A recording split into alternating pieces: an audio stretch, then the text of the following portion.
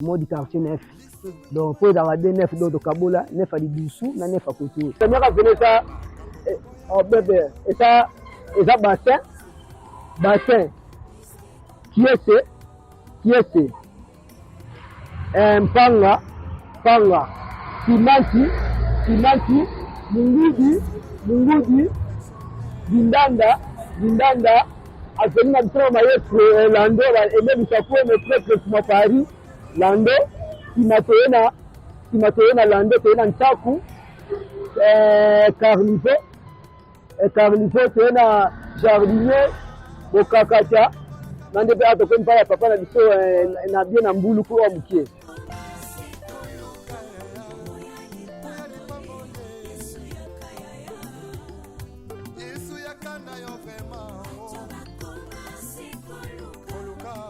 Donc papa kufingwa wa d'accord linga ezaki nini manière obengana batu donc a regretter faire les bois soka bimino ebo ya sima nanga tekniki le fait pas ekati donc fango donc c'est fan couleur bosi sotana acha bana miki awa c'est fan couleur donc e uta photo e ya match à léopard biso bana miki to vana mabento donc kanyi kata donc tota match awa c'est fan couleur. Bonjour, bonsoir, Balandi Nyonso, il y a 3 Exa Production, le lot Awa, toujours dans le cadre de mission à Bisso Découverte, le lot se situe dans Ndjili, précisément dans la quartier 9. Donc, on a juste Awa, quartier 9, c'est Ngoyo, na droite, na ngai, tu retravailles dans la quartier Obozomona. En fait, la quartier 9, tout n'est pas quartier 6, mais na ngambo mosu c'est ça quartier 7, mais Bisso, c'est vraiment la quartier 9, le lot se quitte Awa, donc on quitte déjà. Donc ici déjà dans des nazabo na temi na katikati na gauche na ngeza quartier 8 na droite c'est ça quartier 9 tozo banda le quartier 9 sinon ba peine na bino parce que bobengi trop batanjili bobengi bengi hein mama godé na gros noble moi no zone na kata pangala hein toujours dans la brancher maman na vu ko zo le zone eza munene to zongelo maman mais pour l'instant ozapeka kinwa to zongi awa to kitinjili to sala kiango déjà mais batu basengi ba bengi tellement ebele toza na choix te biso to sala tellement posa na bino bapele le kimingi to kitanjili na 9 nde bomoni 3 Exa et kitili sous dans découverte tozo découvrir maintenant 9 mais na zanga moko te comme à la coutume ye moko ko se présenter moto ko kamba biso na quartier 9 hein ye wana juste pembeni ingénieur déjà 3 fois mystique Augustin Kaninda aozoyer. Donc, ye moi ça se présenter. Bonjour. Bonjour, sœur. Bonjour, sœur. Batu bango na bazolanda o balandia 3 Exa Production chaîne abiso oyo to kiti ana cadre émission na biso découverte. Maintenant to ye pai na yo ba bengi fils arabe mwana mabele mwana quartier 9. Yo ndoko konza biso balandi na biso bango na bazola olobi nini papa batole bandi déjà. Bon en tout cas premièrement la personne na do ba mbote en tout cas donc bonani malamu ya émission na biso. Donc rapidement to banda na avenue donc en cheval entre le quartier 9 na quartier 8 précisément na avenue bassin avenue bassin. Donc on a une histoire de na donc bandeli na wana nani. D'accord to bandi.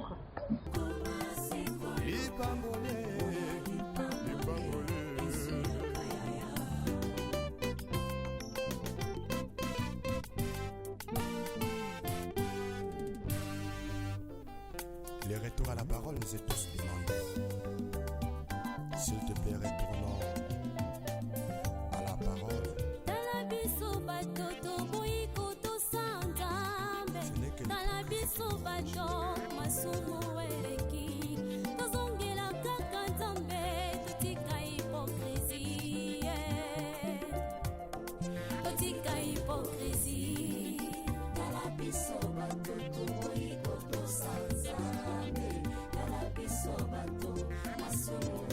awa eza Tamwisa donc avenue Tamwisa ngoyo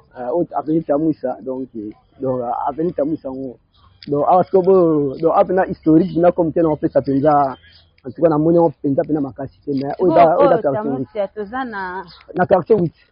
donc si je comprends bien et ça avenue Asuke si quartier 8 poto banda 9 ya Asuka ya Asuka za Lupemba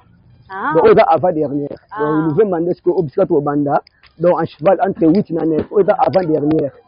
Donc, poteaux à 9, donc on est avant dernière avenue na quartier 8. Donc Tamusa.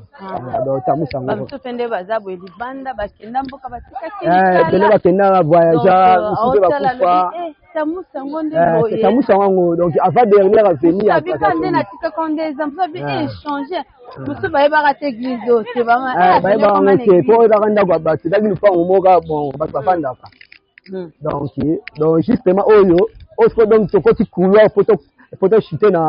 na dernière avenue ya quartier 8 donc November mais si vous avez une mission na ngambu ya 8 mais tu expliquer quartier 9 na distance pour la frontière entre 8 na 9 donc balandi na biso bozo comprendre que to bandeli bino na koto po so to ke kuna mbala mo bo comprendre bozilo no na ngabo bo koti donc le rwanda ndeko oyo donc azanga mwana koto ya tongo donc ba événement ono so elikana 1991 donc opena ndeko nanga yeyo donc biso bodo te di histoire ne makabe banda na 1991 pona libulu oyo donc yeta yebi yango ayebi donc ndeko nanga madawa ayebi yango donc premier motivant de ça donc yeta ayebi ya Ebola tourisé on est toi boye donc to côté de la dernière avenue ya quartier 8 avenue Louvemba yango oyo ezalaka boye te donc ezalaka parmi ba avenue wa kitoko po ezalaka na terrasse munene bandaki banda makadam ti na maya njili en plus na ngambo wana po oyo ngambo quartier 8 dernière avenue ya 8 Louvemba pour terrasser mutu ekabolaka biso frontière entre 8 na 9 siko wana siko nde avenue bassin ngambo wana quartier 9 avenue bassin nde siko wana na ngambo 9 avenue bassin na ngambo oyo avenue Louvemba siko ba dirigeant siko bango yeyo donc roi chege basi Ebola ba onde batu basala ke pole le côté comme boye bango yeyo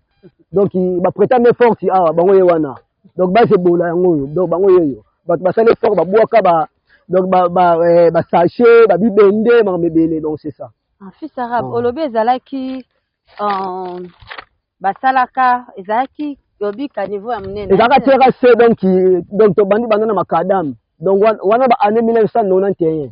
pour événement ça 1991 wana ngai je me rappelle na 15 ans d'âge en plus na batanga na biochimie d'Injil donc bandaka terrasse banda na makadam si na ma Injil en plus plus loin donc na ngamba quartier 9 wana donc dans na coin ezaka na boulangerie ya munene boulangerie ya ba fabrika mapa donc boulangerie ya Mundele ela bena grand boulangerie donc batakala ba histoire na beta déjà c'est comment fulu boy ndenge nini fitarabe bon donc ezaki catastrophe mo boy esalamaka en tout cas elelisaka batu koto po omoni surface otozali ezaka ba mapango batu donc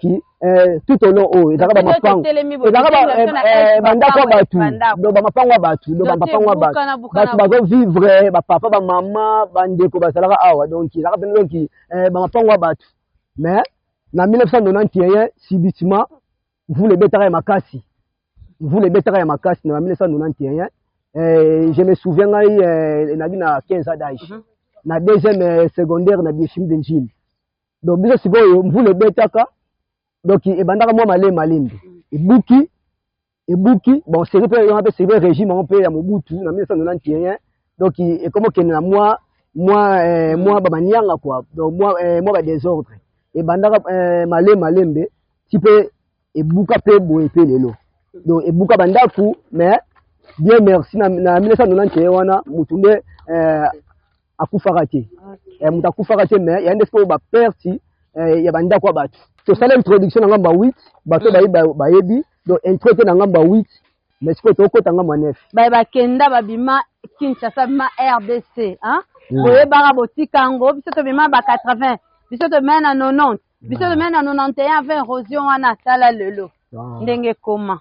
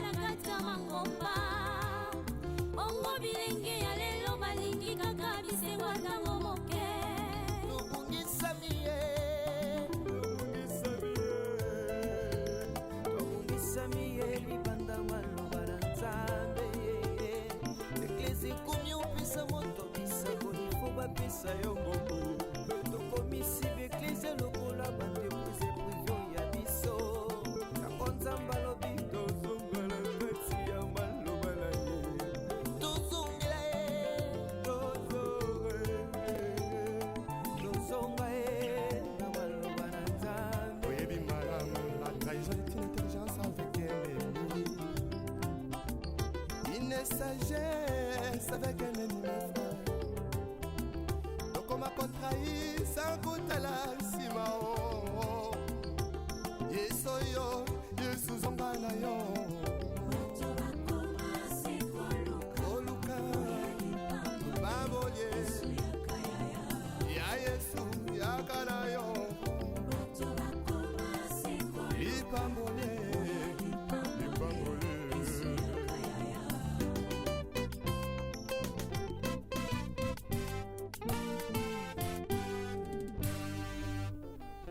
Le retour à la parole nous est tous demandé.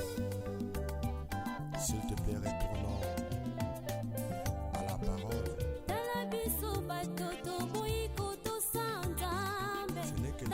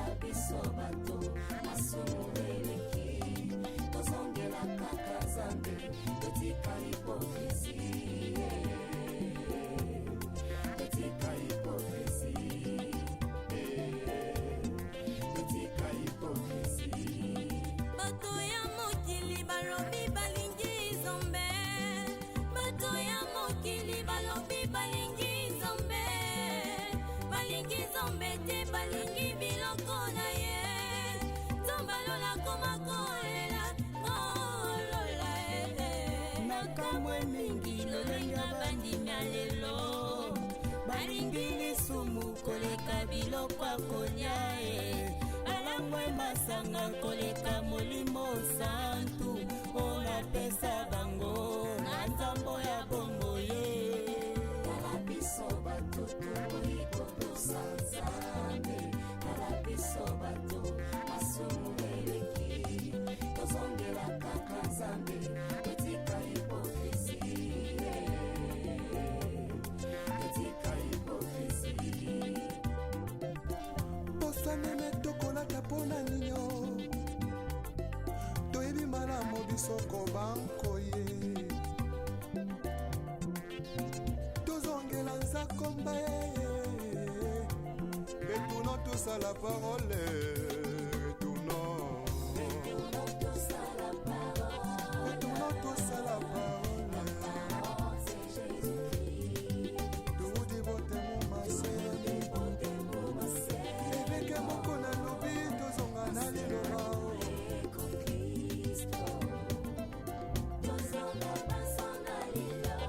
Vertication des Écritures avec le pasteur Godin Paul. Azan a raison.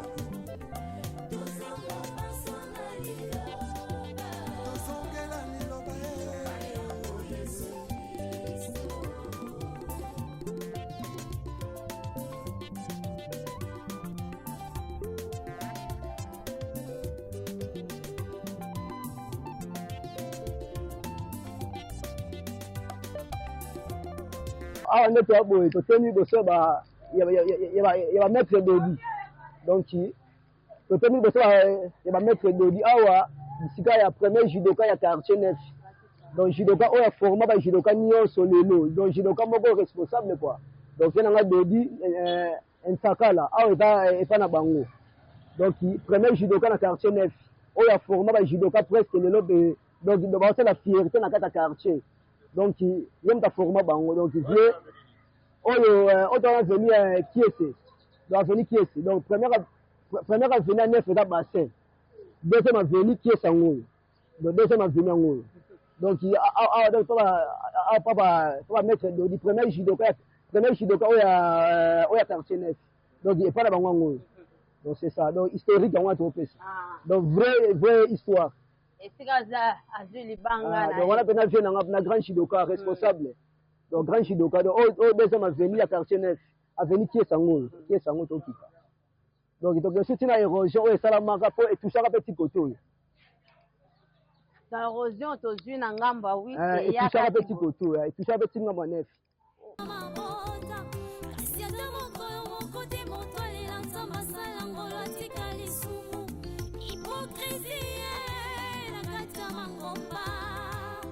Ongo bilenge ya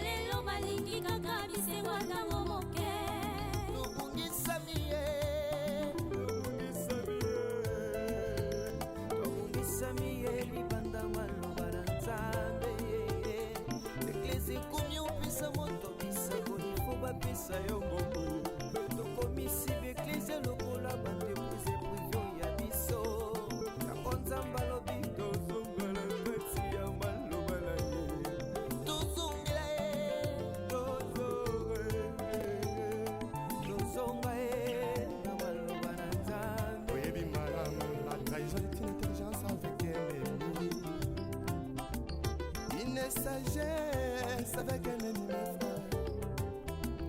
Donc on m'a contrahi sans goûter. Donc nous sommes qui ici.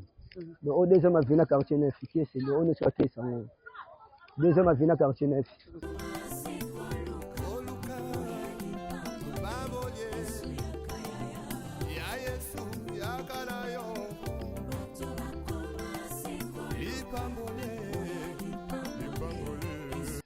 Kuna mayanjili, kuna sabilanga, o avenue Kiese. Donc il continue tina sewana. Les retours à la parole nous est tous demandés. S'il te plaît, retournons à la parole. Ce n'est que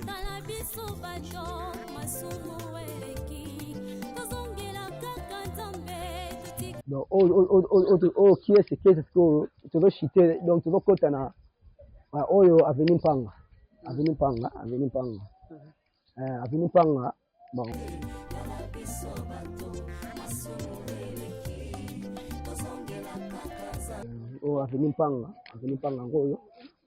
avenue Mpanga ngoyo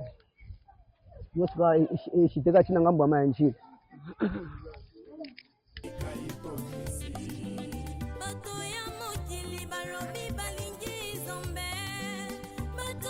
Kimbangiste donc osko eza na veni yana veni Mpanga donc lipango eza na veni Mpanga po aveni ngo Mpanga ngo bakompa na cellule de Mpanga donc aveni Mpanga po eza quartier Mpanga na Kimbancheke aveni sur la quartier 9 donc babenga bon biso be to kutaka net ka ba pesa ko pesa kaka po songolo na 8 ndeza kombo ya mboka mongolwa les village mutali bosaki wana ataka mutu d'origine mutu ya manyanga ya mongolwa là donc c'est ça wana quartier 8 wana quartier 8 toi na 9 donc au quartier 9 donc awa apparemment ça quartier ba Congo hein bon la majorité ba Congo ka la majorité ba Congo donc siko donc nako chité pa na été maya aza d'origine mwana Timanti aotabe mwa donc intervention po epana bango ngwana donc ye aza d'origine mwana venu donc c'est ça donc oyo Timanti ngo donc nga Romelo kwa kokolo artiste chanteur musicien est venu en plus je suis aussi un peintre artiste et designer donc nengena na lingaka na lobelo ko na caméra bien na moi likamo pour bato ba comprendre occasion ngo chaîne 3 exact production donc to sala ka to kitaka na ba carte na ba avenue ndo moni to tambola boye c'est ça moi explication ba carte ba tumsu ba bima kala ba e baraté pena ba masola mboka on e beta melaka o moni TV za radio te tanga moni a différencier on na okana on na moni ye mo o sala conclusion na matondo mingi lobela nano lobela avenue Timanti parce que ba venez ebele ba venue na ville qui chasse zaka par rapport ya ba village par rapport ya bato bakotaka liboso yango ba venir bénéficier ka ba non mais siko o biso so chance moko komo nango Timanti eligi koloba nini pe wana eza na munoko nini Timanti eza mingi na Kikongo précisément koto ya bandibu kota ba Besingombe eligi koloba motema ya mukili eloko na lingila ka venir yango wana donc mukili eza tellement monene mais eza na motema nango siko vela biso tipe na wana motema mukili comment ramener les kana motema motema premièrement nano awa eza venir ba musiciens il y a des artistes au baleka awa ba fe ba biandonga ba Josidena tosala ba fe na biso ba Fofana banga pe lisusu musicien fe na zada eza génération en génération à part wana mama Olive moi si ya Kabila akota na veni oyo eza ba caractère ezola kisaki ezaki va mutema pamba te ezaka mutema solo po bota eza na force mo aveni oyo mama Oliva ya na lupango oyo imaginer pauvre artiste Mundweri que son âme repose en paix andon futila quelque part awa lorsqu'il a eu akutana na mère mama akutala ye donc tulingaka toloba likambo po esala bato bien motema mokili avei na biso ya na kombo kitoko toyebi ke baninga mpe bana bakombo na bango mais oyo biso motema mokili nalingi yango mingi ntimanti merci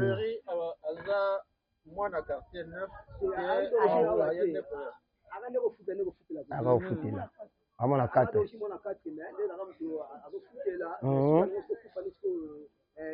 ezolaki awa nde place vraiment afandaki kinya. Merci Noko. Merci Maranana Mouma. Donc nde tokita boye bisika batie bisika portail tomona oyo bafile barbele awa bisika defe Mundweri oyo Alice Boy. Donc bisika akufelaka awa. Dernière demeure ezaka awa bisika mama Oliva yaka awa. Donc mama Oliva yaka awa donc awa. Donc na avenue oyo intimante. Donc c'est ça. Donc artiste na biso Mundweri atika biso déjà pe à son âme bon tokotia na so awa Manjil donc Manjil eza quelque part ya mwana Manjil na mwana na sasa mwana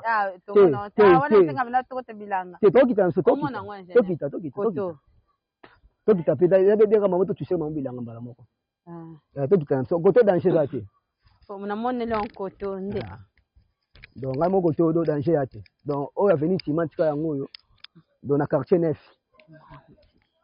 Donc, tu continues dans le quartier 9. Donc, tu chuter vers Babilanga. Pour eux, nous solo selon Léopold Phil, nous avons 9 normalement fait Bilanga. Normalement. Donc, place verte. Donc, zone verte quoi. Zone verte. Donc normalement des belges des basala pour mais par rapport au comment habiter donc mais mundele motanga asala nina il faut d'avoir une zone moko verte donc bilanga kaka on to mona kana te kuna bilanga on timante ngo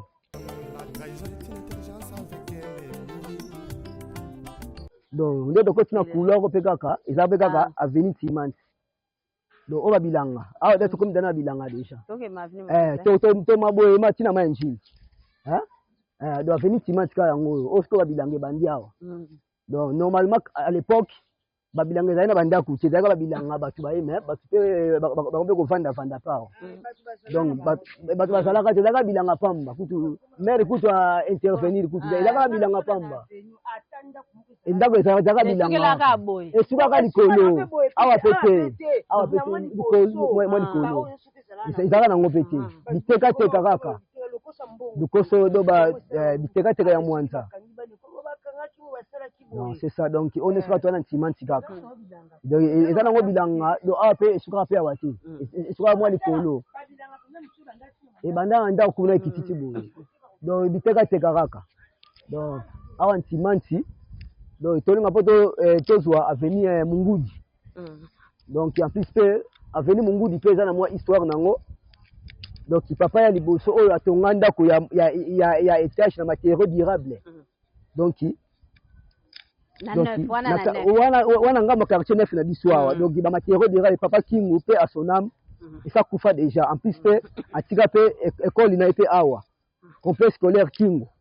lelo zakaka ezaka ti lelo même malgré ba chanda kombo mais ezaka ti lelo akufa déjà donc oyo ce que vi avenue Mungudi avenue Mungudi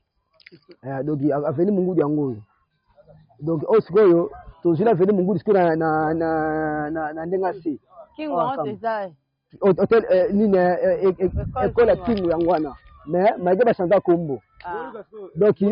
mutaliboso oyo émission mutaliboso oyo atonga ndako étage na ngama 9 na biso na avenue oyo avenue Mungudi donc 9 mobimba koto en plus matériaux durable papa Kingu donc pe à son âme ça kufa déjà bon ndako étage yango ezati eza ikolo donc to mata na biso to ndenge to ndinga seboye mais to mata pe to mata ndako étage yango donc pe famille pe koko na yote école yango wana mais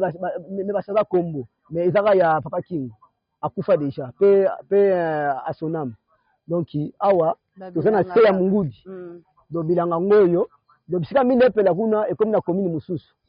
Kisenzo donc mai ya njila ngoyo bisika bamabela jaune emonana wana donc mai ya njila ngo wana déjà na pirogue eza beso toke na pirogue tokita ça veut bien kuna beza tokufuta beloko tokita obanga te tokita nyama donc ngamona tamna boy donc monument koto ngamona monument donc ngamona monument da koto te mais ne lo bito so kati bon te to lo bela neuf en général te kaste nyos neuf te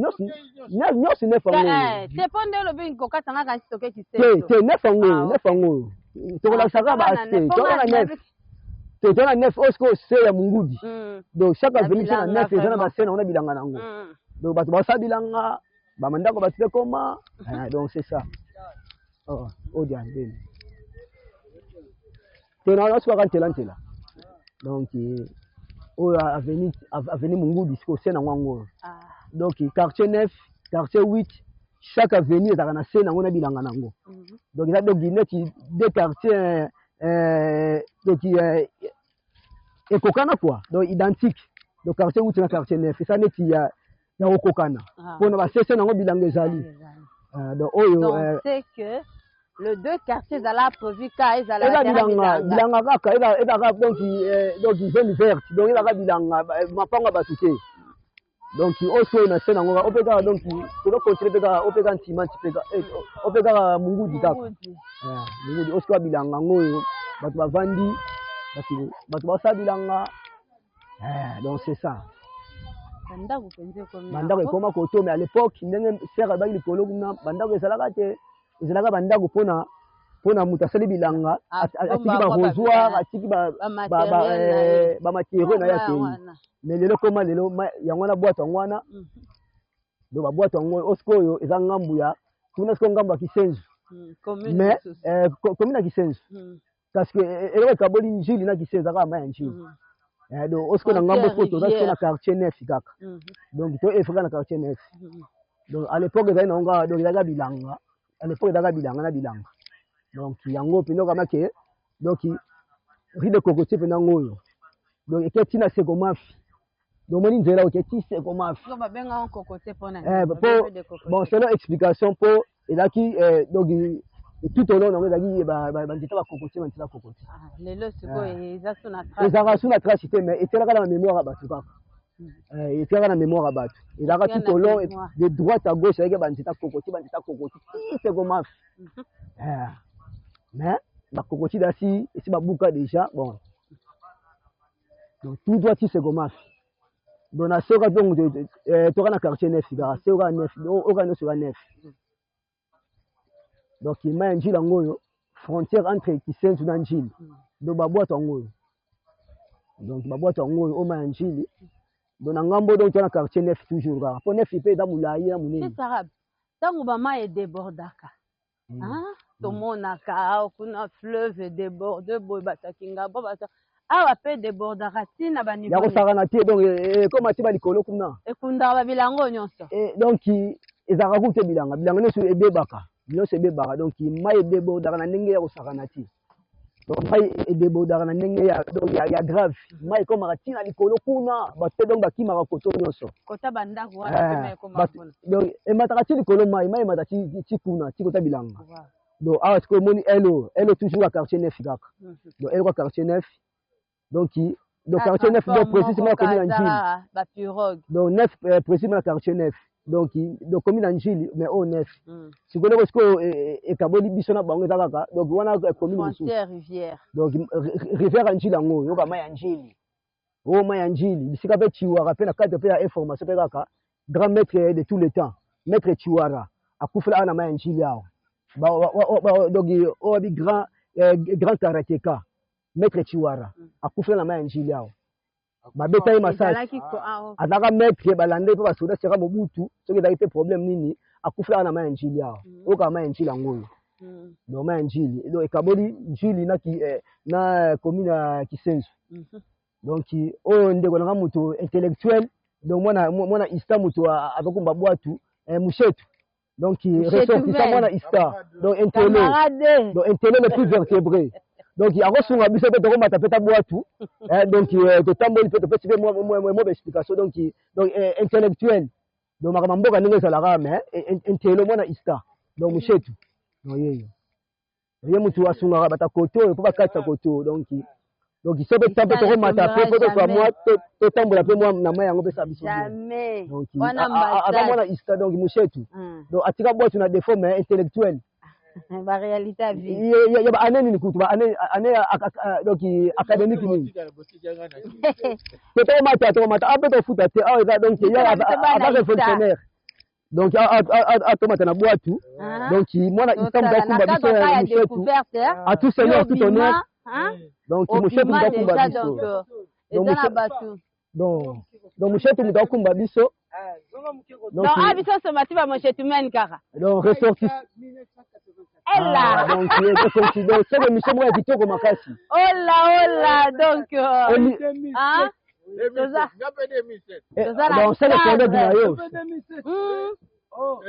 donc akumba biso mushetu donc mwana ista donc 3 exa bilenge 3 exa beta bon antika nani antika na poto nani o fera bwa kaka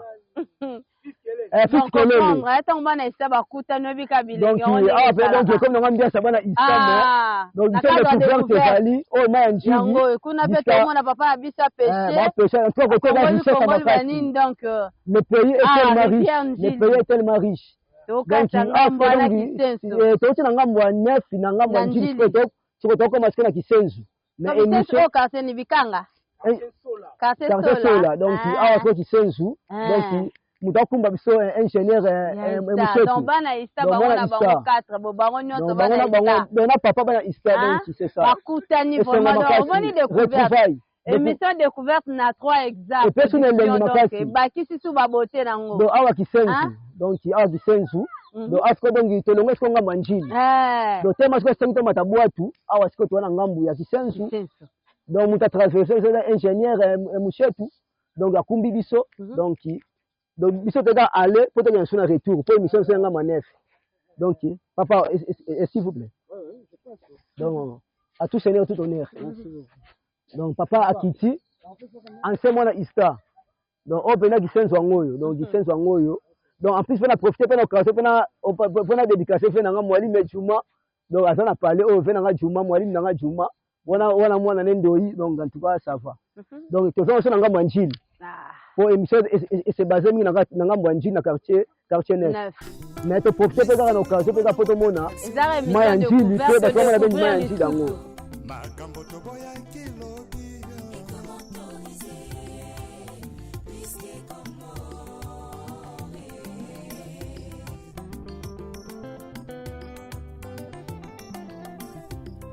lisume koma nango perfectionné makambo toboya kilobi ekomi autorisé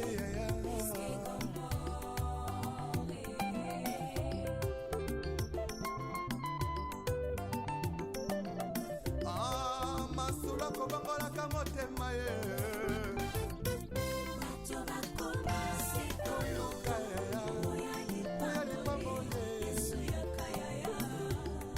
yesu yakana yo vraimen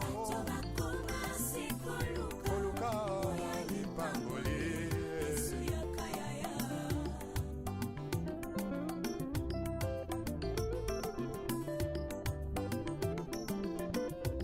mosali na nzambe ntango ozwaki mbila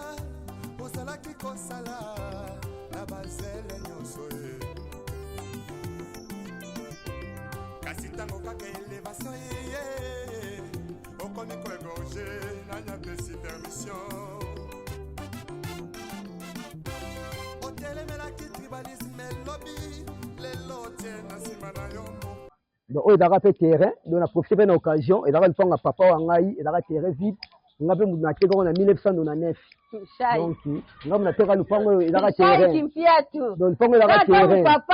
ezalaka terrain nga mutu natekaka na 1999 natekelaka papa na ngai autaki sensu biye bile mutu atonge koma kitoko boye ezalaka nango terrain tobuka bamanga tobuka banini donc c'est ça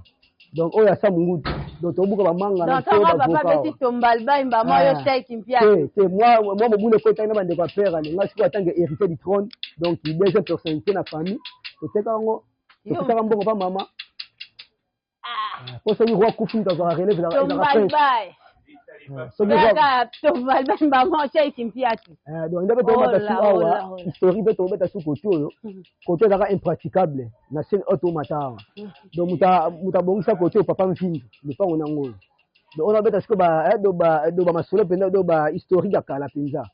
on ba do ba peur ba prêter main forte na ba quartier to vandi ko le ko malelo kitoko muta ba vanda ngana vanda kana se mais sima na sima yayi papa muta bongisa papa mfindu ye mutu papa mfindu aga envie arabi parmi les plus rapprochés ya papa Kingu na papa Mambweni na papa Salomo donc ye mutu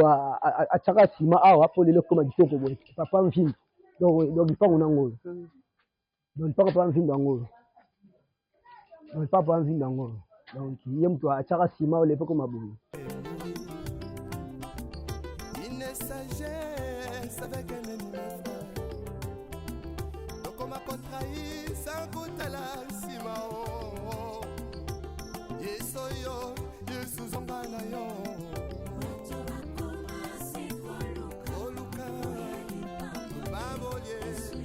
donc tomata boye o mungudu siko tomata siko bisika totala ndako etacha papa Kingu de matériaux durables donc tonga ya kala ezaka mpe hôtel mais à l'époque oyo bateke bato bakotaka ndenge babimaka ndenge nini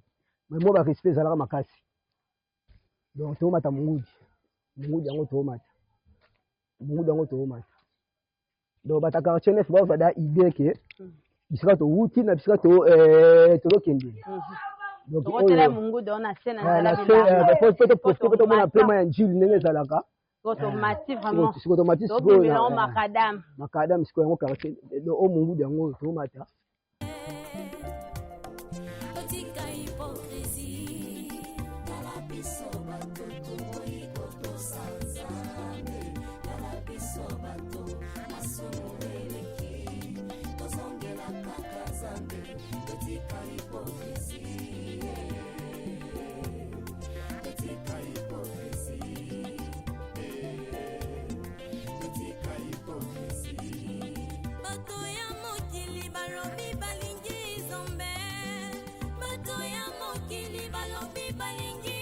kaba lisolo yo kiebisa moninga lisolo eza ofele donc awa famille Saouma radio te papa Saouma azaka parmi ba yandro na lycée akufa pe déjà azala dede na lycée ça kufa papa Saouma et ça kufa de paix à son âme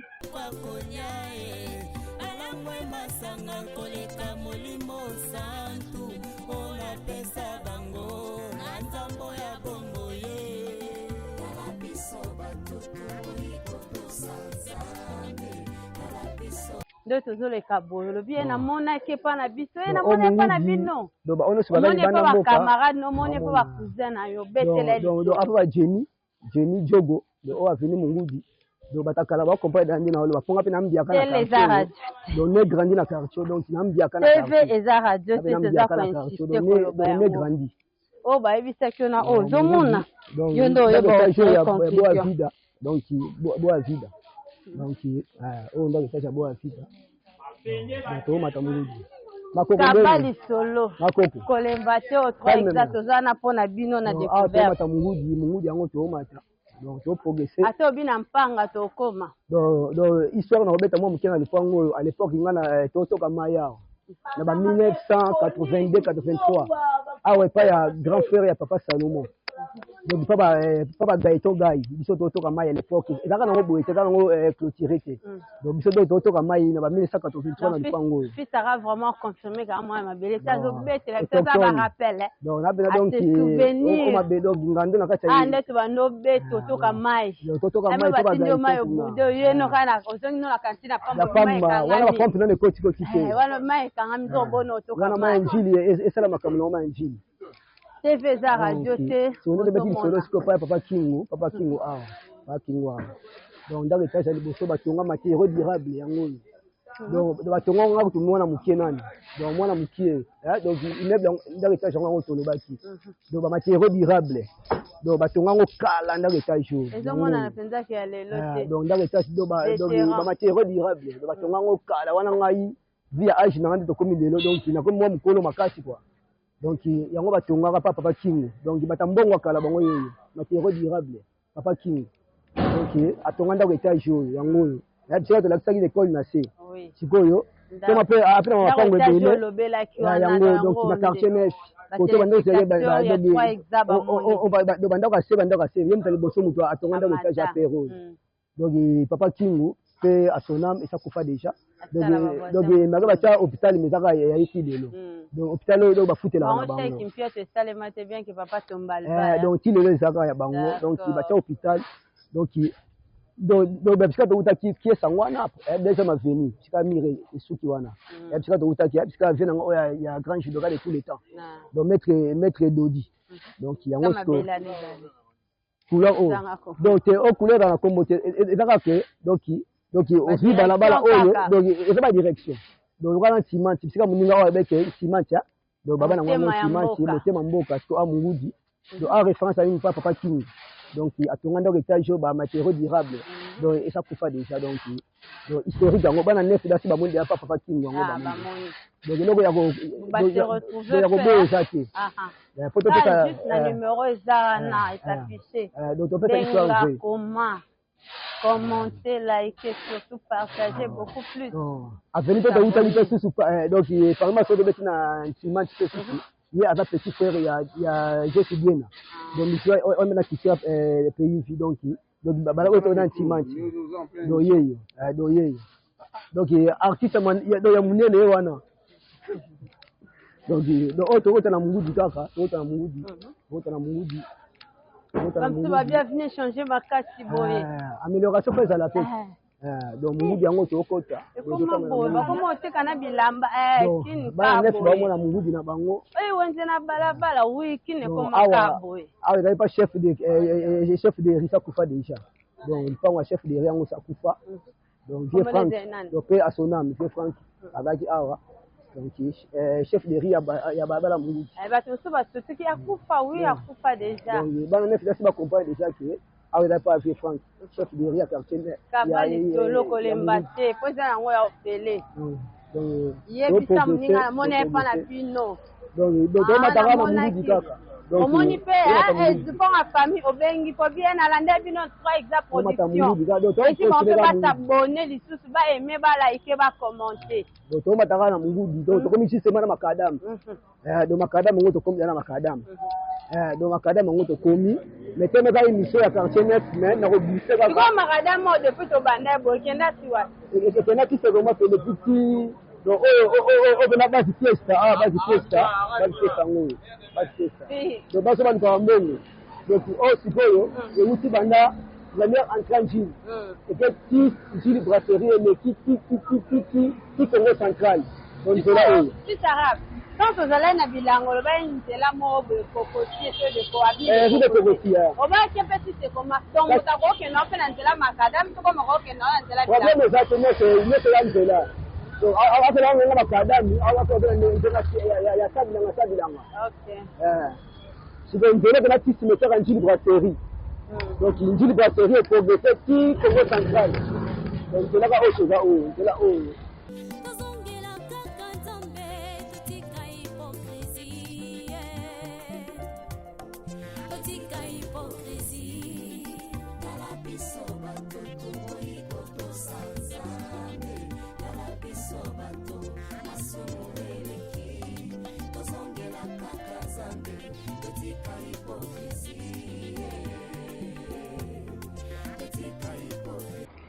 bon on va arrêter d'accord mango ndakana arrêter d'accord donc arrêter d'accord mango ndaka mene na oyo arrêter d'accord mango siko to kochi kona feni ya dindanda donc to longo mungudi to kona dindanda donc dindanda ngo to kochi siko donc to kita malembe après moi deux places moi historique rozala donc avenue dindanda ngoyo Mbote maman. Président Olive Kanga. Au s'abonner, retour à Kana Hollanda, mais au s'abonner, émission découverte, il y a Batamayeli, il y a Intelo. Au comme na venir d'Indanda, donc tant que l'on est Timanti, Mungudi, tu peux na venir d'Indanda, et on se qui t'a venir d'Indanda, Malembe. Donc tu as fait Tina Sekuna, hôtel Maki. Et ça l'a fait en plein na Batanango, à Barango, à l'époque à Mobutu. Donc papa et pas papa qui nous a moko. Donc la référence c'est ça moi mi balé côté to robeta moi ma solo. Donc afeni dindanda ngo o afeni dindanda. Afeni dindanda ngo donc to kitanso moi malembe. Kamba ndeni waya. Kobombola muningali. Afeni dindanda ngo to kitanso moi malembe. Papa voisin mais donc comité na venu na bino. Tala bolinga soit exact. Donc awa siko to se limiter na pango oyo. Le pango oyo mona le pango oyo. Donc mutu munene donc ba télécommunication kala wana so ba benga na kombo nini na le pango oyo. Donc la première personne oyo acha singa téléphone ana quartier neuf ndali na le pango oyo. Mutu munene papa mpuku fils na le pango oyo. Donc antenne donc ba singa ya télécommunication. Ils ont le pango pas ya papa oyo. À l'époque. Donc la première personne qui signé le téléphone à papa sera Mobutu. Donc on dit à Malem. Donc on peut toujours na dindanda kaka. Na cadre découvert. Donc solution ya betaka ya papa King. Donc muninga ne mususu papa Salomon. Papa ya ba Gaëtan awa. Il pas ça kufa déjà. Awa. Donc on dit à Malem. Bon non soka tombalva.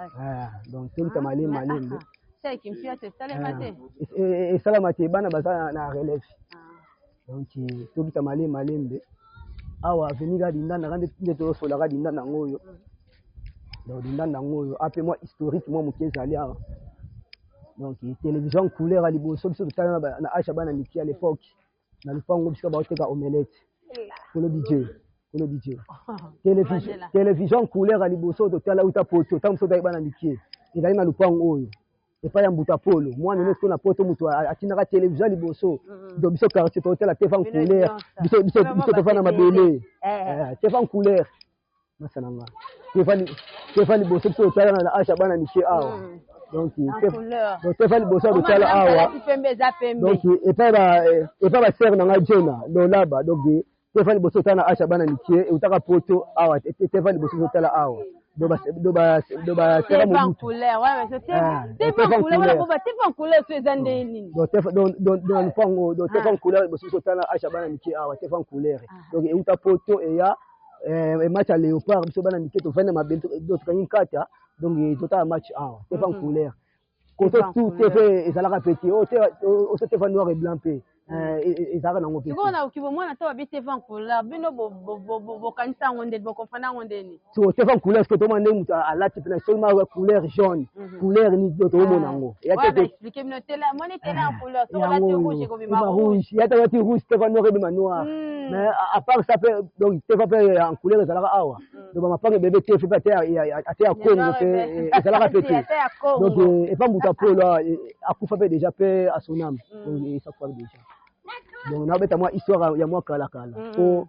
pour moi quelque part ba paix. Donc bana dindanda tu ba mbote belé. Bana dindanda donc on peut là tout ça grand chama. Donc bana dindanda tu ba mbote belé, bana dindanda do ba ancien bana dindanda ba mbote na belé. C'est abozana na boto se belé pour ya kosaka te. Awa soki makolo sa été donc na ndaka bato kota te kuna. Donc attends ya mi peto là. Zala bigi peto de o comme na kita bato so nini. Donc awa to kitawa. Donc awa dindanda to continuer kaka mungu yango to tika kifo to kota dindanda. Donc to progresser. Donc qu'on a peut comment na biso te mais to soit moi distance. Donc mirwana mirasuka wana. Ya dona ngamba droite. Soko kiti zaki hôtel Maki. Donc mukolo ngo papa kilanda moko akufa pe déjà. Donc daga hôtel ça la plaire ya osakana te. Donc hôtel ça la bien plaire et ça la donc tana yango moment nango. Donc hôtel Maki yangwana. Va se Donc, retrouver. donc au bébé hôtel maki à l'époque ba maman mikolo ba tata mikolo hôtel maki ngwana ba ope ba banda mboka hôtel maki ngwana donc C'est le va poser boti bane donc belé. boti bane belé mam souffle le soir les filles boye atali à regretter à cheki donc hôtel maki ngwana Et donc boti. toujours à dinda raka siko toko tiko na merlene mbote siko toko siko o ba ser na ngai donc siko toko tiko na venir lando toko na venir lando siko avenir à fils arabe avenir à ise tutonda maestro donc atika musique na défaut siko tiko ayemba akoma cassé maestro tutonda ya ngwana atika musique na défaut mukonza note donc maestro tutonda ise donc avenir sango wana bina donc ami te les frères na ngai entre frère na ami différence ça wana bina ada frère na ngai wana bina frère na donc c'est mon pote donc maestro ise et tutonda donc avenir ngane yango yo donc avenir ngane yango yo donc je moi mukiepe donc historique na obetaka na avenir awa premièrement pas ba fils arabe yango yo donc pas ba fils arabe yango yo donc premier donc na 1982 mutali boso oyo akotaka courant na avenir oyo donc na câble mer donc câble oyo mabele na câble mer la papa na ngai donc mambweni donc masa papa king donc mutu akota courant donc na 1982 donc que câble mer donc koti pena câble munene ti donc banda coin ti na ti wana ndako ezaka papa na ngai pe dasa kufa da pe asonam donc papa mambweni ya sonam na pesi bana lando tout donc bambote la bango ebele donc historique awa kaka na pesa ngwana awa pe susu papa kufingu donc toyota atefe soki père a réglé te va régler te fe so makelele ke mingi a réglé te parce donc soki abimbi na nsima nango apres 10 minutes boye tv ekati donc papa kufingu awa akobengana batu donc a réglé te fa lebu soki abimi na ye boye nsima nango akeke mitele te fe pa ekati donc papa kufingu donc pe asonam akufa pe déjà donc tokita na biso donc to senti pena ke oyo mwana mabele donc mutu pasi kutu te toza ba explication bino bobenga quartier 9 donc quartier 9 ka numéro s'afficher panza lisolo kabango lisolo eza ofele donc awa lisolo eza nango ya ofele donc quartier 9 yango tokita donc baba pesa moto bonjour. Sentez bien. Donc justement peu maestro pe ya matape donc ndiaka mabele donc open maestro na maestro musique na défaut on a bien musique na défaut musique na défaut maestro onde yeyo il se tutenda donc à tout seigneur maestro nde tokutana moi du kokuta na bino zesengo et na souhaiter toutes les bonnes choses na chaîne et na émission prospérité un avenir meilleur. Betelo mo kabu. Sikato kofanjola kolona bobo tobe zambi komela golupe mawana ye. Na sentir fils arabe ozaye na raison na sentir vraiment donc na sentir yango eloko mokie kaka me maestro osuka kaka na kointerprete to yo moko mpe loboko ezalaka oui nakomaka mpenza naza na plus de 100 titres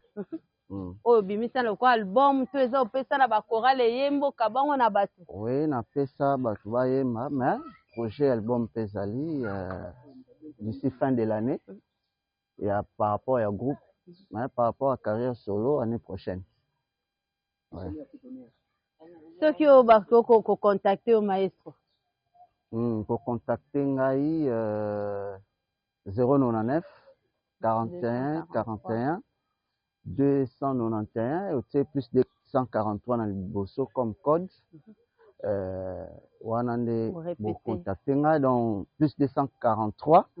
99 41 41 291. Ouais. Na salué bana njili nyonso pe bana kisasa particulièrement bana quartier 9 na Lando na saluer ata boba libanda mboka pe baza libanda tangi bakombo dans tous les coins du pays banjilwa na pesi bino mbote mingi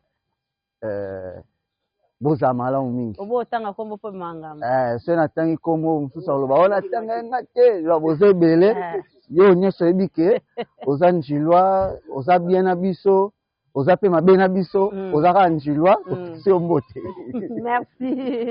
Merci maestro, bonne journée. Merci pareil. Merci.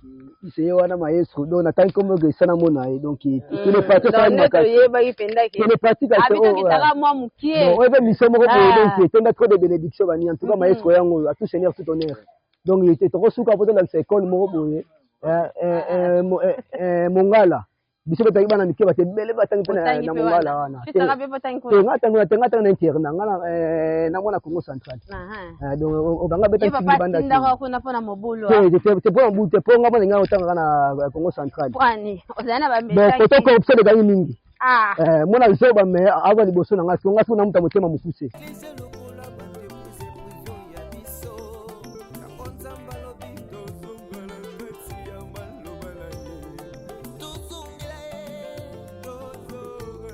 ndako mwana oya jaune wana donc la école institut Mongala à l'époque oyo mwana mira jaune oyo na gauche na biso donc tout dans sur ndako jaune mwana na wana la institut Mongala à l'époque donc il a net na concurrence loyale na école oyo papa Kingu papa Kingu na ndenge ya mungudi donc il a une concurrence loyale pendant que awa plein donc école ngwana donc papa bima pe na présenter à tous ses tout honneur il chef de riz papa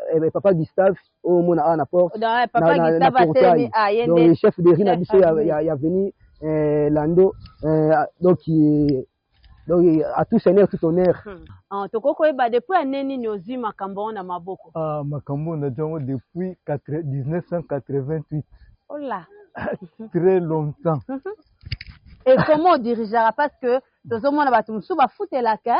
baza bakei comment ogeraka bango nyonso na ba obaye na ba obaza bakolo mapangu bobanda na bango na ba obaye kokuto na bato bayakaka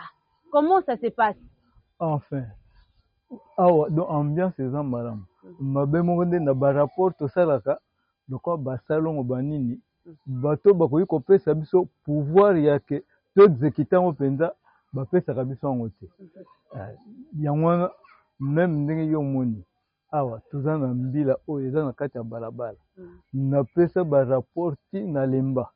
alors donc soki yango elongwe awa ekozala bote tokoluka to arranger et puis tosali lokwa côté mosusu handicap tozalaka nango yango wana mais en dehors ya wana le reste elekaka nango bien donc bovandaka vraiment très bien mpo kotala mpe bane ozwa bokonzi ti lelo seke bato bapesa yo confiance enfin mosala kitoko enfin merci mingi mama peut-être na nzela 3 exemple papa bakonzi bakoki koyoka mpe basali quelque chose nini okoki koloba koloba ezali ntango chef ari apesi rapport bakonzi bakamata yango en considération po ezali place azali place afandi po ebongo donc bango bato bakoya koyeba te badefo nini ezali wana et puis concernant bato bazali wana soki alobi ke bia moto oyo makambo nga alobaka na ayokaka te il faut baluka babenga ye bayoka ye pourquoi atemperaka te na makambo oyo moto aza responsable sur place ayebisaka ye mais esalamaka te donc soki olobi kaka ezolekaka bongo yango nomoni vraiment bokonzi na biso efandaka bien te po bapesaka biso mobimba te par rapport à babalabala mosusu oyo kaka insécurité insécurité lokwa awa mikolo eleki oyo lopango oyo bakoteli yango 2 fois oyo bakoteli yango 2 fois bon oyo omoni batie bafile barbelé il n'y a pas longtemps bakoti 2 fois armée basali basakage malgré intervention yaki na retard bon point na coin wa 26 bakotelaki bato yango kutu babimi mpo bazalaki balocataire kolo lupango azalaka sur place te bakotaki basakage avant-hier tozalaki na ebembe na balabala oyo bayaki nakoa mpe basoda bazalaki wana masasi ebetaki basechangeaki bati bakimi bakei et puis Comment ça trouve bazaka bana ya avenue bana ya quartier ou comment? bana ya avenue te balobi bazali bana mo bautaka na ngambo mais na ngambo wana mpe bakoto bazaka na bacomplice mais na avenue te mais baza na bacomplice oyo bafasisa bango entré ben oyo bainforma bango balie nde bakoki kokota ebimeni bakoki kobima po awa banzela eza difficile mais à partir ya bato bayebi bakondike maka koleka boye te leka boye problème toza wana mais chance bapesi mpe banimero moko ya intervention na banimero wana mikolo oyo soki obengi intervention ezoya wana vraiment félicitation ce n'est que ça na félicité bino epuis na remercier bino nde bokomisi malgré tout na moment ya salongo problème eza te kasi boye nde bamona moment ya salongo ozotuma boolongola sa te nde bamonake donc ntango papa azoloba ye azosala mosala na part na ye mosala ezomonana mais kuna nde baautorité compétente nde sikoyo babetaka bavu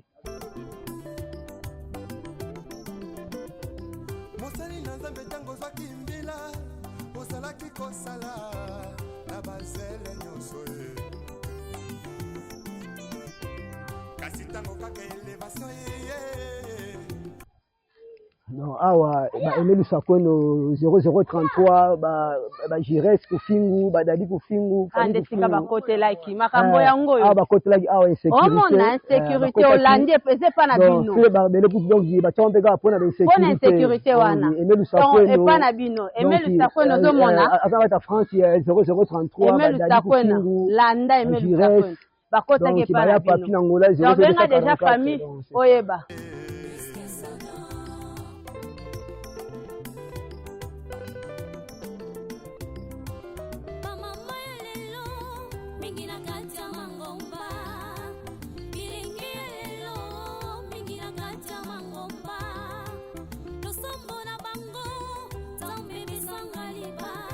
kinga te nabotami na ane nabotama mama defense abetanga lisolo ke ezalaka no clôturé ndako ya mabaya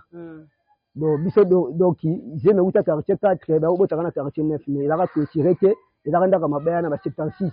donc nga nabotami na ndako ya mabaya donc ezalaka nango boye te donc yabeka na profiter kana occasion po toteya bato ke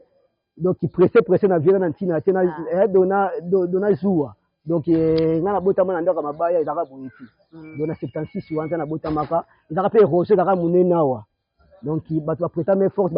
papa mamweni mpe asona papa na ngai donc na bato mosusu donc nga nabotama ezalaka ndako ya mabaya ezalaka boye te donc afini lando yango oyo bana lando so bambote esika bozali awa pa bapere spirituel na ngai ya religion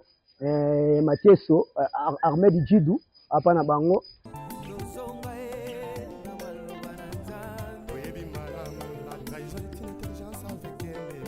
donc apa bandeko na ngai pa bachef coutumier vie na nga viki ntikati ya famille ntikati bambote bino tu bozali ata na poto donc motema ya sere na nga Françoise donc bapetit frère mpe bamasa na koli na bango if mambweni 0033 wale salam ape susu petit frère donc ndeko na nga susu Anderson Pichu famille ntikati awa donc on est Orlando kaka Orlando opena mabelenga na bota meli komamona toucha pa famille Luzaya donc namoni papa Luzaya maman Luzaya baza na bomoi donc na grand frère na propre awa Jani Ngoma donc mon major toujours fait donc il vient na mbila donc famille Luzaya Pichu Luzaya Bibishi Luzaya donc famille Luzaya ba mbote bele pona bino donc tomata toujours na lando toujours lando omemela o makada toke malembe mukadu lando ngoyo avenir ba maestro avenir ba vieux Vicky avenir ba grand frère na propre Willy Shada donc Willy Shada whisky donc avenir biso ngoyo donc ba ya Arizo Tubi donc ba maître Delic donc ba maître tonton na kata mikili 0033 toujours yomo plus 243 donc tout ça la belle kinelengi donc tomata na lando do lando ngoyo kaka tomata do lando ngoyo le quartier 9 kabana yo do lando quartier 9 ngo donc tomata so malembe donc awa sko mabona région pa ba Olivada Diofa donc ipana bango ngoyo Olivier Diofa donc vie nanga pe na mikili grand frère Oliver Dadiofa vie nanga donc na kati ya Suisse vie bambote belé vie donc open na petit no pena donc lenda na mabele vie donc à la découverte donc to mataka lande malema kaka Kabali solo télé radio télé eza radio télévision eza radio té moni image to mata lando malema lando ngoyo mabele penza ba fils arabe wa botamela ngoyo mabele na ngai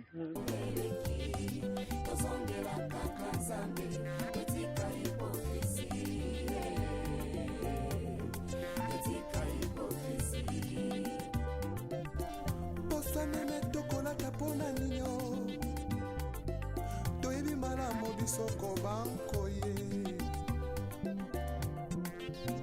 tozongela nzakomba yo afini lando ngo apa ba champion tango fort Axen do atika box na défaut donc to mata malem donc o aveni lando ngo to mata aveni lando ngo donc aveni lando ngo donc juste lando kana numéro s'affiché wana aveni lando ngo bana lando to bambote bisika bozali ba obaza ana obe ba libanda bambote mebele bana lando bambote na bisika bozali donc fils arabe commandant des troupes donc awa siko faut pena tele mama mukiawa abe fana tele mama mukie o za base ya deba donc ndeko na biso aluka mbongo na ye donc opena base ya deba aluka na moni ba Jésus ki vufu na moni ba Jérémie alukuli na moni ba grade opena base baluka mbongo donc adeba ye wana o ba Jésus ki donc na ba ninga donc jusqu'à donc na afini lando kaka donc abaluka mbongo ba donc talaka ondo gilando ngo lando ande wala na motoki na motoki do batamayele basa batamayele siko to mi justement na makadam siko poto kota aveni mususu donc toke malem donc to chite poto masiko na makadam donc na koya aveni lando askona kaze mamo masana ngai chiri chara atana 00 240 na Angola et 244 na Angola to chite na Angola ba do ba ya jire ba do ba ya ipo ba ngoti dongi do ba mbote belé famille na konko donc auto comme si c'est moi la poya venir lando donc route ngo ngo te dava kena ti se goma tango donc toko ta sika venir sako si c'est possible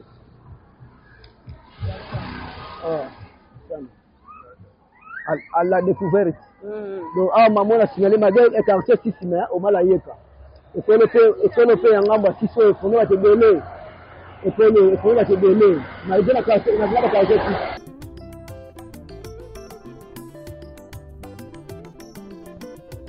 mosali na nzambe tango zwaki mbila osalaki kosala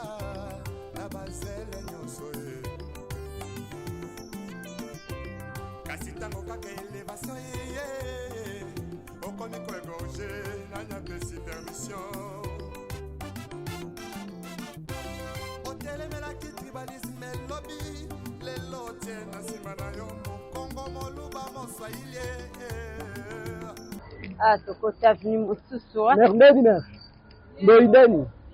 apeyandeni donc atokoti madonki na veni nsago sikwango oyo donc aveni lando aveni bafils arabe de ganchama oyo siko tokoti siko nsaku donc oyo siko tobenga pavio 5 donc apna jamais tokoleka mpenza donc otobenga pavio 5 siko balukaka pinako 25 mutauti mosala nzala makaya bwawa pavio 5 mpona nini babengi bino pavio 5 mama eza na oka bisika totekaka topesa oka kombo pavio 5 po wenze nyonso esengaki ezala na kombo bino moko besango pavio 5 danga boyebi ke trop sur ata moto abimaki aye 0 heure azane ya olia ata tamboli aso aye toteka heure nyonso ebandi kala te eza bilo ya mikolo ye banda kala donc depuis avenir banda yango mpe banda nango ça va mama oyo ezalaki 3 exa production biso toza chaîne na YouTube tokiti na cadre ba découvrir boteka babiloko lokola nini mama na biso na cadre ya émission découverte toza na mapa toza na bakwanga toza na makayabu toza na ndunda bamanga bilo nyonso eza baepisi mpe ezali nyonso eza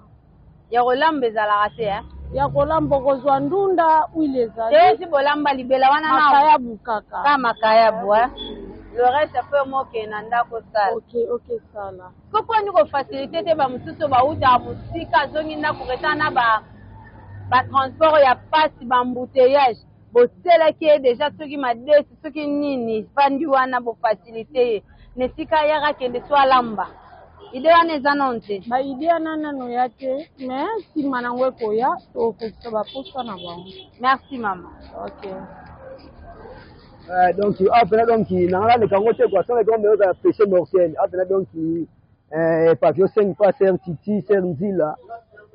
Donc après que indi kenda ke on nga mutambongo me mutambongo betanga zangaka ayaka fina wake adefi makayabu adefi kwa batena tasha mwindu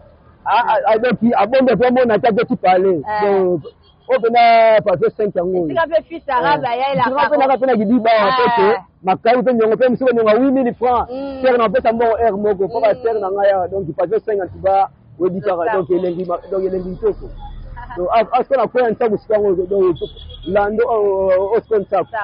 Donc, après le skip à 5, donc tu as dit que ok. Bye bye, Kenda, bah, on a ça pour lui. Donc, au sponsor, on a besoin de ça pour nous. Donc, je suis en train de faire des photos. Après, tu m'as dit, pas 4 chocs. Et c'est là, il faut y aller. 4 chocs, à la combo, après 4 chocs. À tout le monde, on a somma dendo. Donc, c'est 4 chocs. Donc, oh, ça, donc, dans son sac, malé. Donc, à toi qui dans le sac, malé. Et c'est quand même ça va lire à des. Donc, se rappeler, maintenant, il y a une la machine, il y a foufou. Donc, je me rappelle, quand il y a une donc, tu vas mixer à foufou. La machine, à l'époque, c'est un Mobutu, la machine, donc, tu mixes à foufou. Donc, après, espoir, tu mixes à foufou. Après, on a dit, foufou, on a foufou, ah, le lot, tu vas échanger. La boulangerie Espoir. Donc, il faut déjà. Parce que ma mère, de ma map, il y a la boulangerie. Donc, il y a la machine à foufou, à l'époque. On s'est dit, donc, on s'est venu ça. On s'est venu ça. Donc, émission la découverte. Donc, on a ça. Tu vas kenda babi et maramba cité oui. Donc, awa siko sona komi koto na raisonner awa ilaka pa ndeko na nga pasi Patrick Fils yeve pa patu Patrick Fils bateka lupangu mais donc azane envie papa patu Patrick Fils pas envie mais c'est qui vient tout cas mais bateka lupangu donc apa ndeko na nga donc na peso mbote siko zana mwasi na ona bana donc asko batu basomba de la foi basomba pasteur de la foi basomba awa donc mutu connaît pas ngo pasteur de la foi Mayata, donc il passait Mayata, donc il n'est pas naïe. Donc avant d'arriver à la télé, mais les femmes naïe.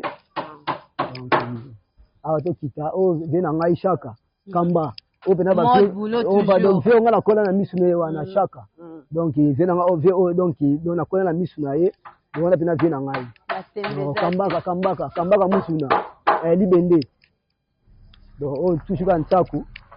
Otokitaka na ntaku donc otokitaka na ntaku maître Rambo wana maître boulot grand mécanicien atika mécanique na défaut donc otokitaka na son ntaku malinde donc ilando yango wana tokitaki lando aveni ba fils arabe de kanchama ya batoti ya ba chéri na kati ngola ya ba emelu sako na ba piché ba mamwene ba shada osko to traverser ka ntaku donc tokita ntaku on a raisonné donc Serge famille Tawaba mageba teka ba soma na quartier 7 donc famille Tawaba ngo na pesi mnoto mbote pisika bozali famille Tawaba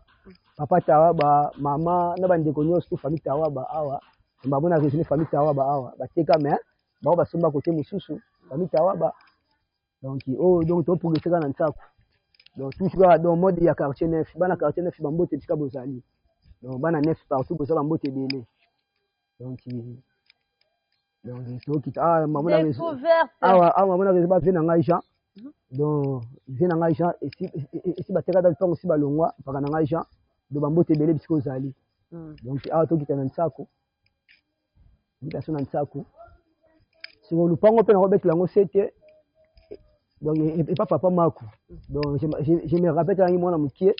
donc avant notre traité ngai a tchenga tonga tikolela tikolela awa papa maku Tandeur traitement sauvé. mais hôpital que na ngamba 6 mais epane awa papa maku en tout cas mbote belé père donc munga ngana ngata na imwa mukie papa maku awa donc tomita suka nsako Na cadre découverte toujours. tomita suka nsako tomita nsako Na moni soup ke na kwango eza ya mukie. Bakwango eza ya minene. toke na ni nsako Na moni yango ya mukie 7 jours. oka nsako ngo tokita Poko bando benga 7 jours. nsako ngo asko papa vient nga Ali ndili sebola donc papa ya Ali donc Ali sebola donc on est sur nsako kaka donc on nsako donc découvert 7 jours. 7 jours ngwana on nsako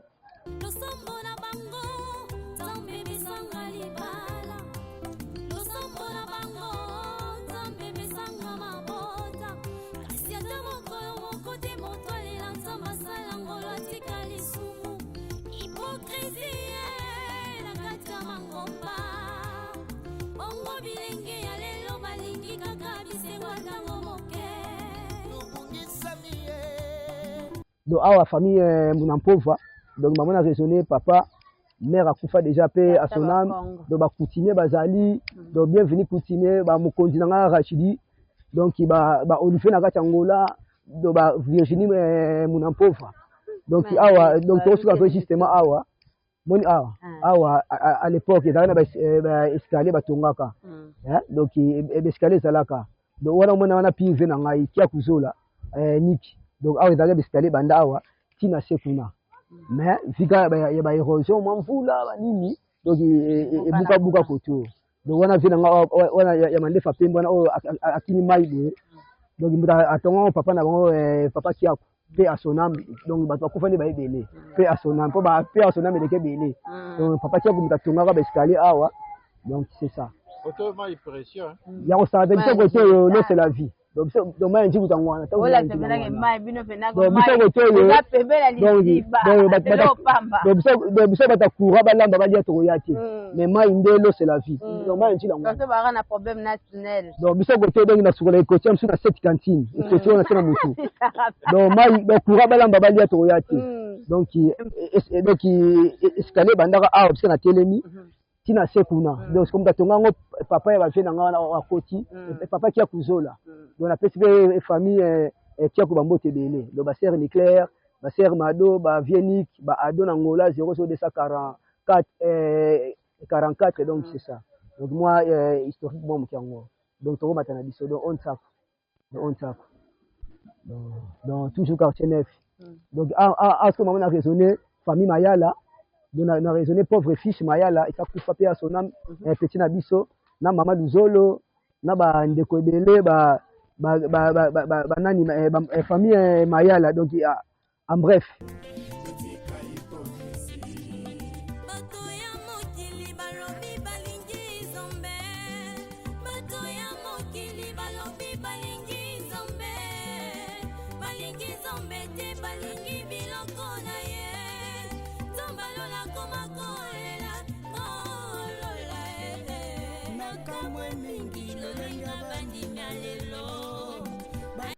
Grenoble dingani yoki ndili moni ndili quartier 9 Grenoble na kata France wana naomona vraiment maman Godé la femme sage mwana ozona mpangala maman Godé nayebi ke olanda ozala toujours branché ya yo yango oyo mama hein namoni lisunde konanga be ya babobete boza tellement ebele na kata France Jean-Pierre Kunda namoni yo Arlette boza tellement hein namoni pe yanga papa leki japonais bilongo bienvenue babwaka japonais bilongo hein donc ya bino yango yo Esther Flavine kuna na Belgique Marie-Lise ya Marina ya Nene Mobibina hein oh le bara bonjour chers téléspectateurs Mobibina penza yango yo na peti yo ah boza tellement ebele bobet matondo auto pogesela na nsaku obakamba nanga baoleka do ba sentir mabele o nsaku to pogesela ka donc opena donc modi quartier neuf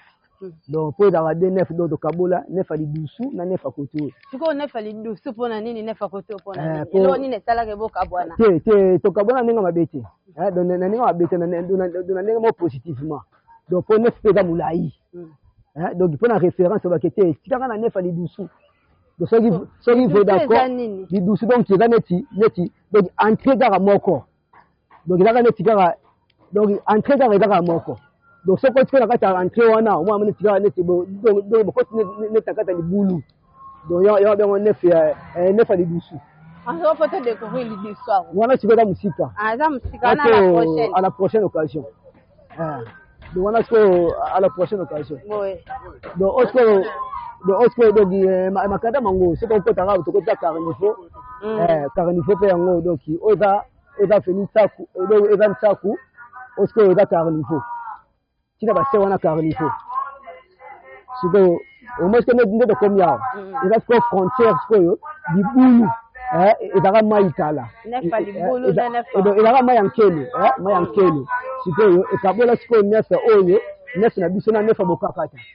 donc sikona mpe so ya nefe kuna avenue matabo eza te ezala libulu yande bobengi nefa libulu libulu sikoyo ezaka neti kaka bokakata maya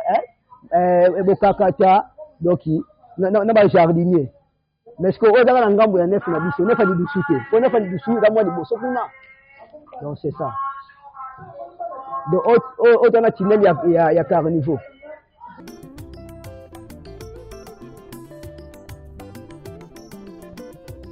mosali na nzambe ntango ozwaki mbila ozalaki kosala na bazele nyonso ye kasi ntango kaka elevation yeye okomi koegorge nanya pesi permission otelemelaki tribalisme elobi lelo tie na nsima na yo mokongo moluba moswahili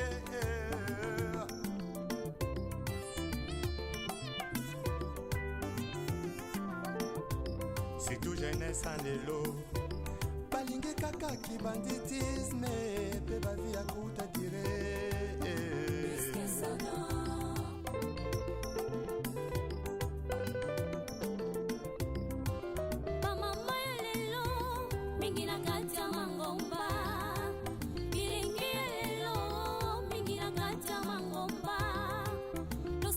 donc touti nsaku sikoyo toomata sikoyo na couleur ya carnifo donc yango carnifo yango donc yango carnifo donc yango carnifo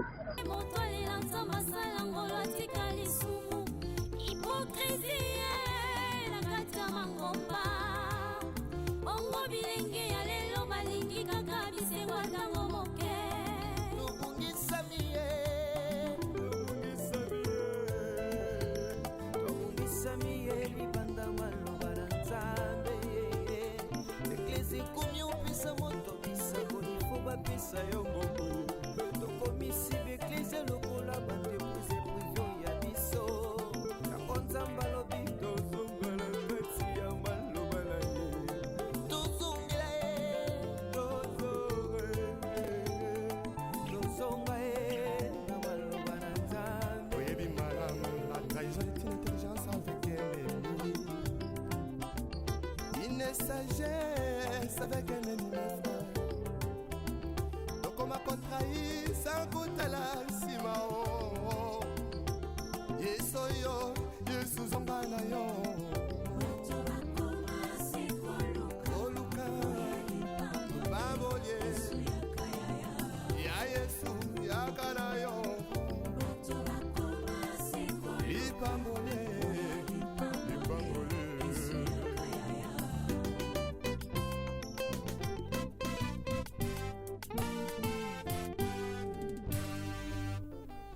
Les retours à la parole nous est tous demandés. S'il te plaît, retournons à la parole. Ce n'est que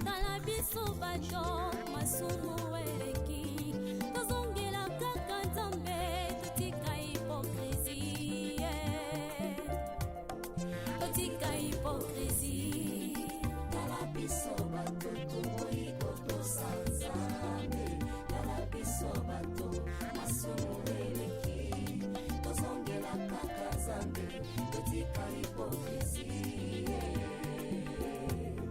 totika hypocrisie, totika hypocrisie. Bato ya mokili balobi balingi Nzambe, bato ya mokili balobi balingi Nzambe, balingi Nzambe te balingi biloko na ye, Nzambe alola koma kolela kolola Nakamwe mingi lolenga bandimia lelo, balingi lisumu koleka biloko akolia balangwe masanga koleka molimo santu ona pesa bango na nzambo ya bongo ye. Tala biso bato toboyi kotosa Nzambe, tala biso bato masumu eleki, tozongela kaka Nzambe, totika hypocrisie, totika hypocrisie. Posanene tokolaka mpona nini toyebi malamu biso kobanko ye tozongela nzakomba retournons tous à la parole,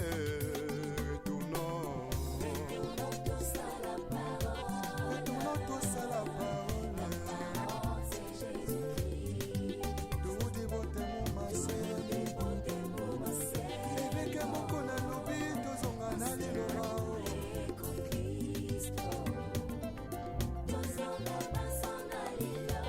Vertication des Écritures avec le pasteur Godin Poya.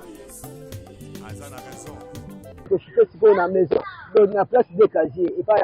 pas bien à bien papa na sona bien On a mis ma bengue en 2 casiers. donc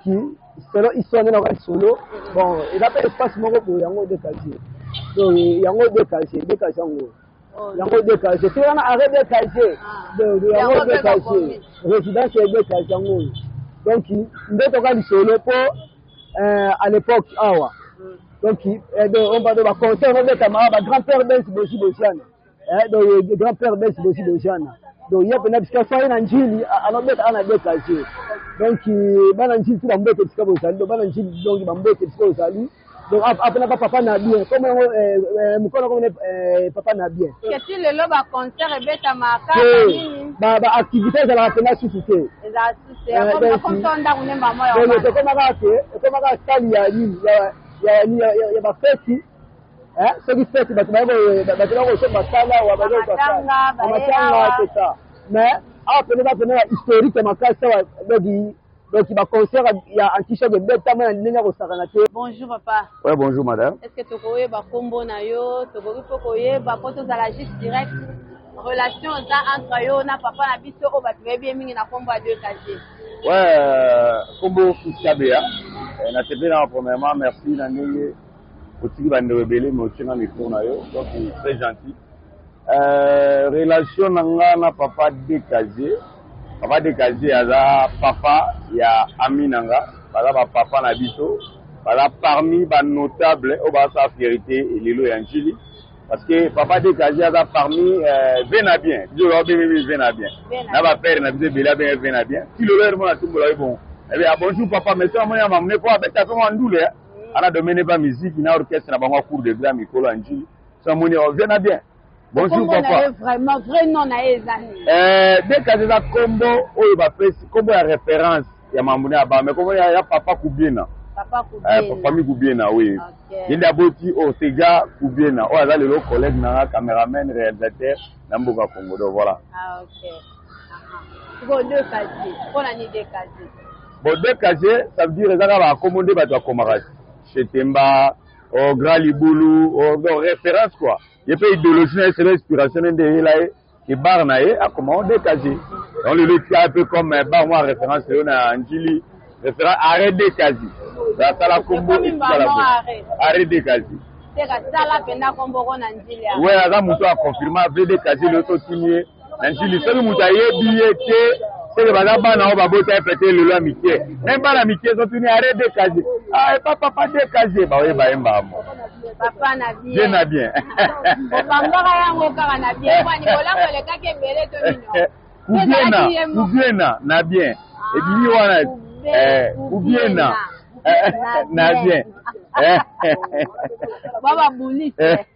siko na pesa yo kombo ye moko to ba masa ni ala parmi ba grand prêtre na kata commune na biso datala kombo trop ay bani trop do ga kombo na bien pona miso na kata kombo na ye dege zaka kombo na ye mais toko ba sens trop ande olobi papa bien ma bébé tout bien na tout yango na siko na idée wana po abimise loko wana bon je crois bien pour ne pas mâcher des mots peut-être donc on a précision bien non wana et là il y a monde à raconter moi histoire on bien mais ba masane mingi ba ba benye ba kombo ba minaye wala zazana ye entourage na ye donc ba monde mingi ba ba kombo abino pe bobota mi to considérer la idéologie wala to kuta déjà donc la nia idéologie ba bina mboka so mo mikolo ba bina la gauche yo be landaka lokolo parce que so que la droite obungi mabina mbala mo ko na zamu ndeko quoi exact travers production balandu ebele ouais voilà chaîne na bino lelo mabina mo ba mato ça bien patron chaîne on va pas mbolé non parce que ba itatu ba boza facilité hein ko ba matériel à kitoko boye sophistiqué boye donc on a ndima ite na quand ça veut ba simbi so ba bichi so ni zo ka mato so ba filmer donc ko la mona evenes moi c'est dans arrêt ça pas pour la vraiment azum sa mingi donc apambola pe bino ba bosa na e botika ite boza ne bo moko e patika bino te o so bino bo ate musalo yo to mo abente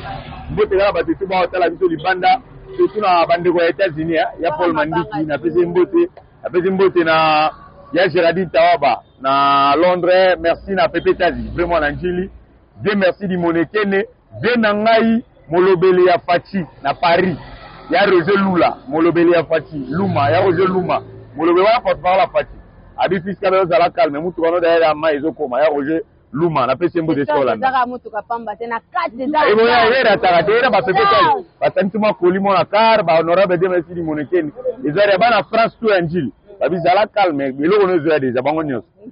Voilà, merci beaucoup. Ça peut se faire à côté de la mbete na bango, on peut de match na ba faire, ya ba judoka ba karaté, na tanga kombo te kombo te bele.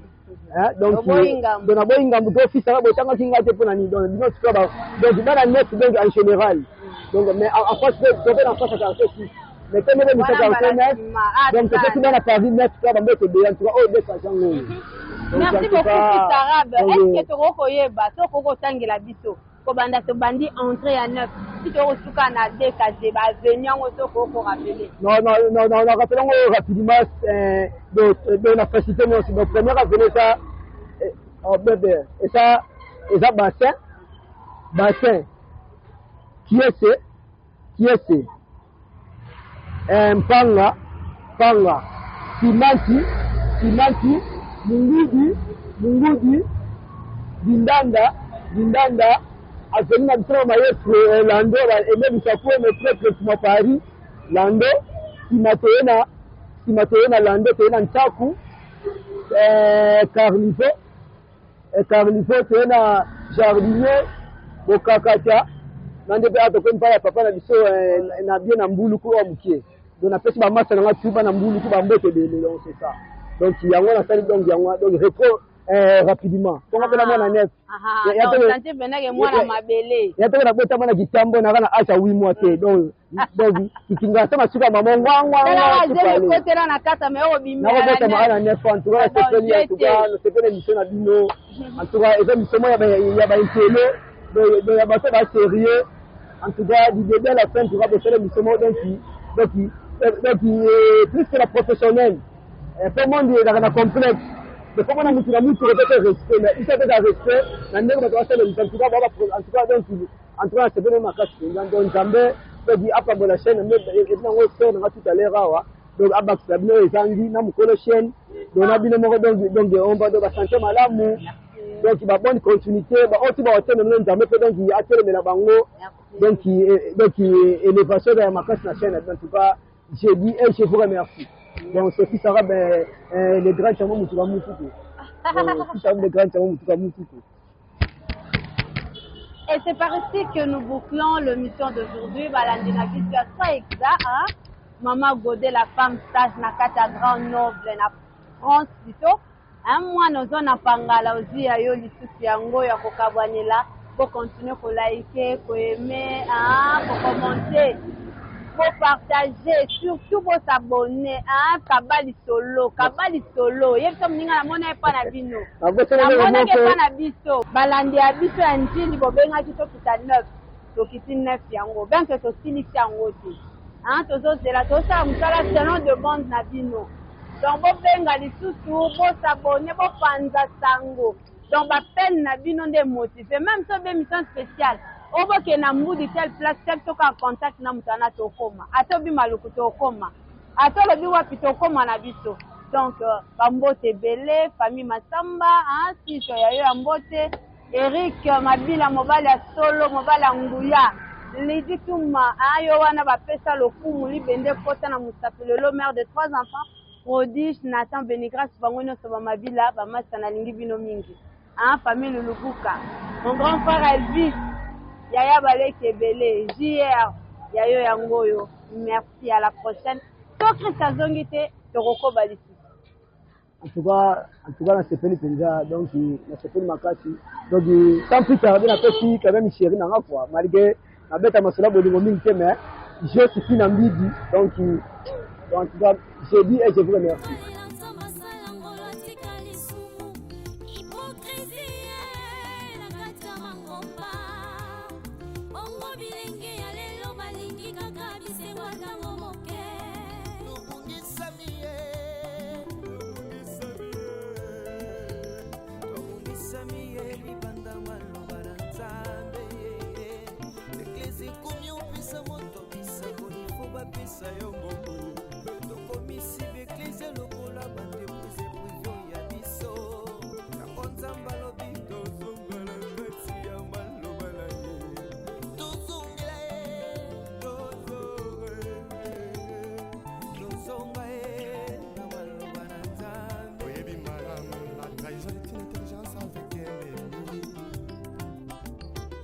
Sagesse avec un ennemi frère.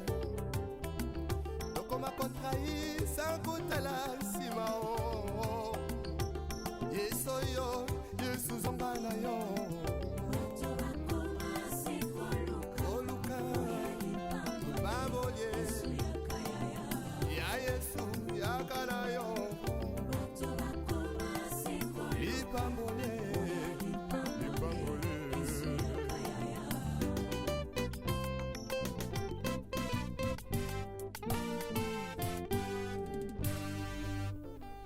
Les retours à la parole nous est tous demandés. S'il te plaît, retournons à la parole.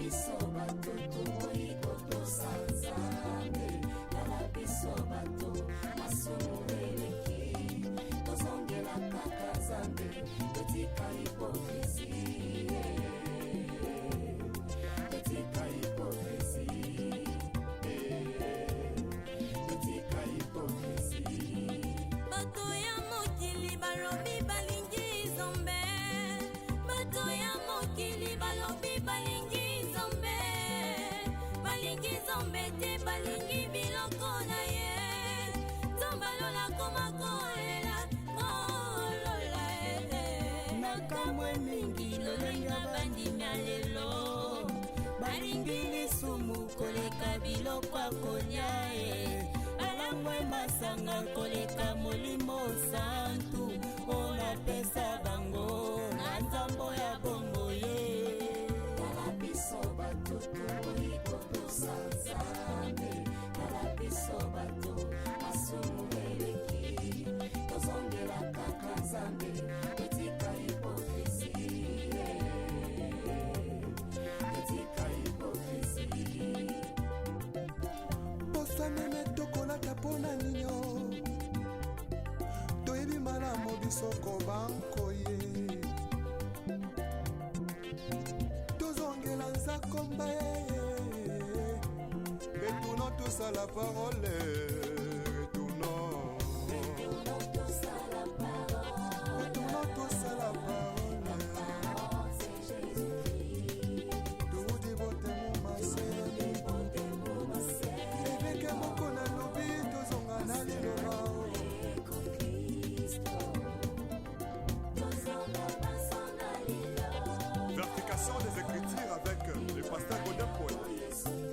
aza na raison